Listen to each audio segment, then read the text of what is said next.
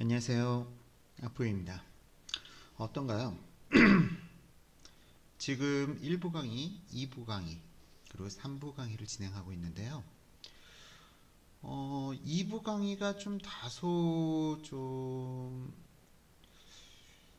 뭐라고 해야 될까요? 일반적으로 우리 보편적으로 사회에 통용되는 상식과는 좀 다른 해석으로 여러분들께 부동산 시장을 설명드렸어요.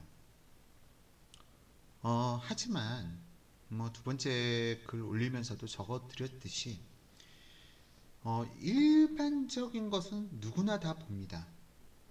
일반적인 건 누구나 다 보고요. 사실 좀 더 깊이 있게 보려면 그 일반적인 거를 넘어서서 그 이면에 가려져 있던 배경을 갖다가 우리가 알고 난다면 부동산 시장을 갖다 좀 더 현명하게 대처할 수 있지 않을까 싶어요. 그런 부분에서 봤을 때 어떤가요? 박근혜 정부 때 일각에서는 야 박근혜 이 부동산 투기 조장해가지고 부자들 배만 불려줬다. 그 주장이 맞을까요? 그렇게 부동산 경기를 살리지 않았다면 건설회사들은 공급을 더 줄여나갔을 것이고, 그랬다면 2016년 그리고 2017년 이때의 폭등은 지금보다 훨씬 더 높았을 겁니다. 결코 높았으면 높았지 낮을 수가 없어요. 절대적인 공급 부족에 의해서 발생되는 현상이니까요.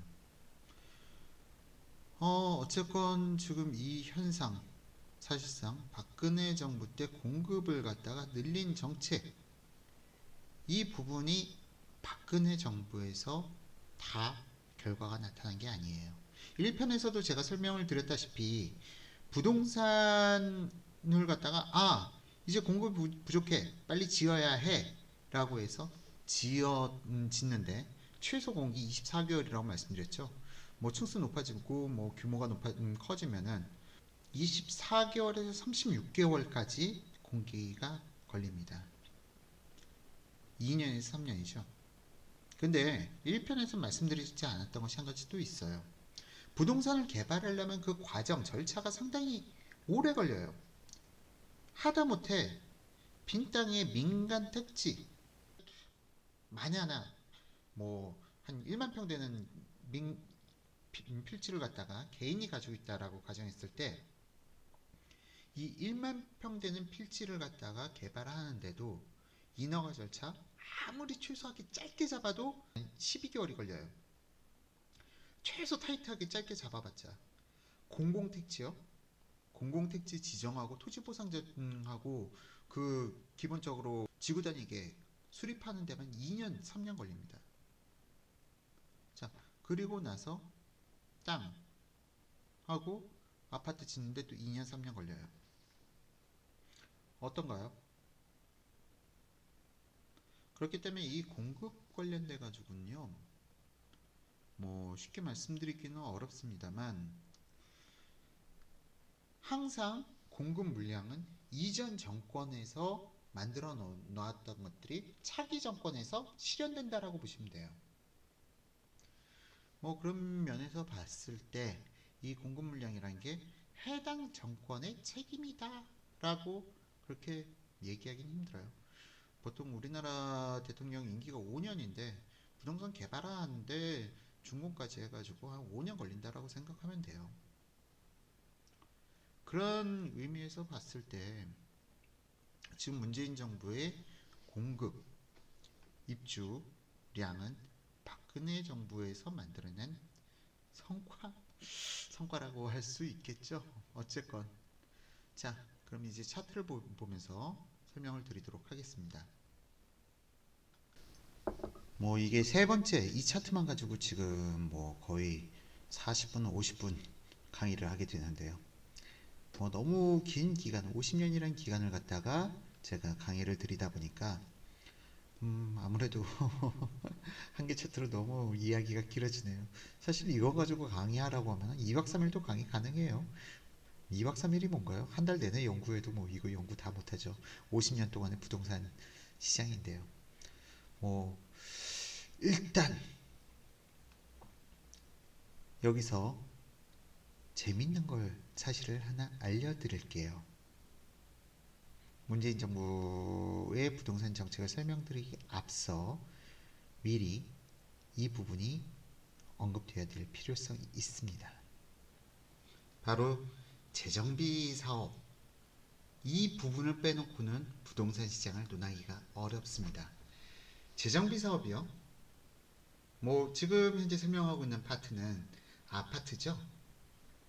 그러면은 아파트라면 재건축 바로 떠오르실 겁니다. 자, 재밌는 걸 보여드리면요. 1975년부터 입주된 아파트 물량들 80년대 중반까지 이때 만들어진 아파트들의 재건축이 바로 노무현 정부 때 그리고 이명박 정부 때 이때는 좀 약간 많이 부동산 경기가 워낙에 좋지 않고 노무현 정부의 부동산 규제로 인해서 이때는 재건축이 활발하지 못했어요. 박근혜 때 부동산 규제들을 대폭 줄여주면서 이 당시에 입주했던 물량들에 대한 재건축이 많이 이루어지게 됩니다. 이때 멸실주택들이 많이 발생됐죠. 박근혜 대통령 때. 이걸 수치적으로는 제가 설명드리기가 어려워요. 수치적으로는 제가 조사된 자료는 없는데 박근혜 대통령 때 멸실주택이 상당히 많았다. 그리고 사실상 이 추세를 보시죠. 점점 늘어나죠. 재건축 대상 물량들이 이렇게 자꾸 늘어나게 되는 겁니다. 자, 곡선이 화려하죠? 자, 그러면은 이제 80년대 후반 그리고 90년대 초 이때에 대한 재건축에 대한 논의가 바로 문재인 정부 때 활발하게 이루어져야 되는 게 정상이겠죠. 그렇죠?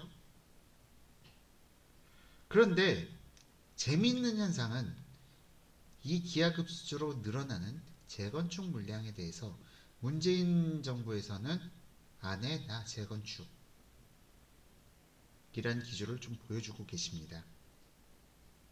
개발이익 환수제라든가 개발이익 환수제 부활 그리고 기타 분양가 상한제도 아주 재개발 재건축에 직접적인 타격을 줘요.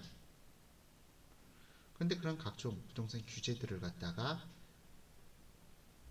자꾸 쏟아붓고 있죠. 자, 이 말은 문재인 정부에서는 현재 부동산을 갖다가 추가적인 개발은 하지 않겠다라는 걸 의미합니다. 근데 그러면 그럴수록 도시는 노후화돼 가죠. 그리고 도시가 노후화돼 가는 문제를 떠나서 실질적으로 주거의 질이 무척 낮아지게 됩니다. 자, 지금 사실 이 1988년도 전후에서 지어진 아파트들 녹물 안 나온 세대는 아파트 없을걸요? 연수기 안 달고 그리고 정수기 없이 살 수 있는 아파트 없을걸요? 자, 삶의 질이 낙후됩니다. 이게 아파트가 30년 차 지나가게 되면 녹물이 나올 수밖에 없어요. 특히 80년대 지어진 아파트들은 대부분 동관을 사용했습니다. 수도관으로. 동관은 물때가 많이 낍니다. 녹물 나옵니다. 자, 그런데 우리나라 아파트의 독특한 점, 외국 아파트들의 경우 거의 대부분 노출배관을 써요. 왜? 이게 유한하다는 걸 그들은 아니까요. 바로바로 개인별로 세대별로 갈 수 있도록 되어 있죠. 그런데 우리나라는 노출배관이 없을걸요? 거의 모든 아파트들이 덕트 안으로 꽁꽁 숨어져 있어요. 이걸 갖다 개인 세대별로 가려면요, 벽을 갖다가 뚫어버리고 덕트라는 벽을 뚫고 거기에 배관을 갖다 교체를 해야 되는데 불가능하죠. 거기다가 덕트의 벽이 내력벽으로 되어 있는데 그걸 갖다 뚫어버리면 불법입니다. 건축법 위반이에요. 자, 그러면은 개인이 수도관을 갖다가 교체할 수 있는 자유가 없습니다. 자, 그렇다고 모든 세대들한테 각 안분해서 야, 우리 아파트 수도관 교체하게 얼마씩 돈 보태 하면 과연 보탤까요? 100% 동의를 얻어야 되는데요. 투자자로 참여한 사람들이 그런 걸 갖다가 그래, 아파트 주거질이 좋아지니까 교체해야지, 다 같이 교체하자 라고 할까요? 천만의 만만의 말씀이죠. 국민의 주거의 질은 이 재건축 아파트들을 갖다 방치하면 할수록 더욱 낮아집니다. 언젠가는 재건축할 수밖에 없어요. 우리나라 주거 형태상 어쩔 수가 없습니다. 재건축을 갖다가 미루는 것 뿐이죠. 자, 그럼 이 현상을 갖다가 문재인 정부에서 재건축을 미루면 미룰수록 어떻게 되나요? 차기 정부에서는 더 많은 재건축 물량을 소화해야 되는 상황이 도래되겠죠. 결국 문재인 정부에서 재건축을 막는다면 차기 정권은 더 주택 가격이 상승할 여력이 높아지게 됩니다. 현재 부동산 정책은 우선 당장 막고 보자라는 정책인데요. 이 우선 당장 막고 보자는 정책으로 인해서 부동산 시장이 많이 왜곡되게 되죠. 그리고 자, 다시 한번 말씀드릴게요. 참여정부 때 부동산 규제의 효과가 5년을 넘게 지속했습니다. 자, 그 결과가 어떻게 됐나요? 물량이 줄었죠? 그리고 주택가격이 폭등하는 상황이 연출되었습니다. 전세가도 상승하고요. 어떨까요? 그러면은 상상을 해보세요. 지금 현재는 아직까지는 이 당시에 지어진 아파트들이 버텨줘요. 버텨주는데 얘네들을 갖다가 지속적으로, 그러니까 1990년대 초반에 지어진 아파트들을 지속적으로 재건축을 갖다 막게 된다면 이쪽은 전세가가 무척 많이 떨어질 거예요. 실질적으로 한번 신뢰도 있어요. 지금 춘천주공 아파트 이제 철거 단계에 이주 거의 마무리 단계에 들어가는데 여기 사시는 분들 전세가 얼마였나요? 서울의 강동구, 그것도 역세권 5호선 역세권인데요. 전세가 파산을 하면 2억이 안 했을걸요? 뭐 이뿐인가요? 과천 전세가 얼마였나요? 자, 얘네들 90년대 초반의 아파트들이 10년 후에 겪게 될 일입니다. 근데 재건축 재개발 안 한다고요? 뭐 10년 20년 안 하고 버티면은 프랑스 13구역처럼 슬럼화를 촉진하게 됩니다. 그걸 원하는 건 아니겠죠. 해야죠. 재건축은 해야 됩니다. 제가 재정비 사업에 대해서 이렇게 길게 이야기하려고 했던 건 아니었는데 너무 길어졌습니다. 그래서 일단은 여기까지 해서 3부 끊고요. 4부에서 입주 물량에 대해서 좀 더 디테일하게 살펴볼게요. 그럼 4부를 갖다가 기대해 주시고요. 그리고 염치불구하고 광고 한 번만 하겠습니다. 아마도 이 영상을 보시는 분들 중에 대다수가 아포유 커뮤니티 회원이시거나 아니면 아포유 포스팅 팔로워 분이실 거예요. 그런데 지금 이 유튜브를 통해서 아포유를 갖다 접하신 분들께서는 도대체 아포유가 뭐야? 라고 하시는 분들이 있을 것 같은데요. 네이버에서 컴퓨터 창에서 아포유를 검색해 보시면요. 이렇게 아포유가 검색이 됩니다. 첫 번째 유튜브로 올라오는데 이상해요. 유튜브는 제가 그렇게 많이 업로드를 시켜드리지 않음에도 불구하고 제일 위로 상위로 노출이 되네요. 두 번째로 폴라 계정이 뜨는데 폴라 계정은 제가 지금 삭제 신청해서 아마 사라질 겁니다.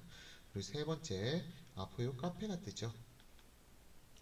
일단 아포요는 회원수 5만 명 정도의 부동산 커뮤니티입니다. 뭐 원래로 따지면 한 7만 명 정도 돼 있어야 되는데 제가 중간에 좀 카페 회원분들 장기 미접속자분들 정리하고 하느라고 지금 한 5만 명 정도 되고요.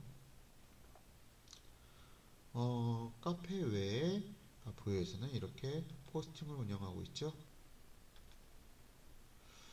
지금 아포 포스팅은 팔로워 수 7,700명 정도 되는데요. 아직 아포요 포스팅 팔로워를 해주지 않으셨다면 팔로우 신청 한번 부탁드리고요. 그리고 아포유 유튜브 눌러주시면은 바로 아포유 페이지로 이동이 됩니다. 그래서 최근 업로드한 영상 순으로 해가지고 50년간 아파트 입주 물량을 통해서 살펴본 부동산 미래 1, 2 그리고 지금 촬영 영상 3죠. 이 영상 미처 기존 영상들을 보지 못하신 분들께서는 앞선 영상들 한 번씩 시청해 봐 주시고요. 이 시청하시기 전에 꼭 이 구독 버튼 한번 클릭 부탁드립니다. 그리고 이 영상이 도움이 되셨다면은 모든 영상마다 5,000원 좋아요 클릭 꼭 좀 부탁드릴게요. 예, 그럼 이상으로 50년간 아파트 입주 물량을 통해서 살펴본 부동산의 미래 세 번째 이야기 마치고요. 다음 영상에서 네 번째 이야기 이어가도록 하겠습니다. 감사합니다.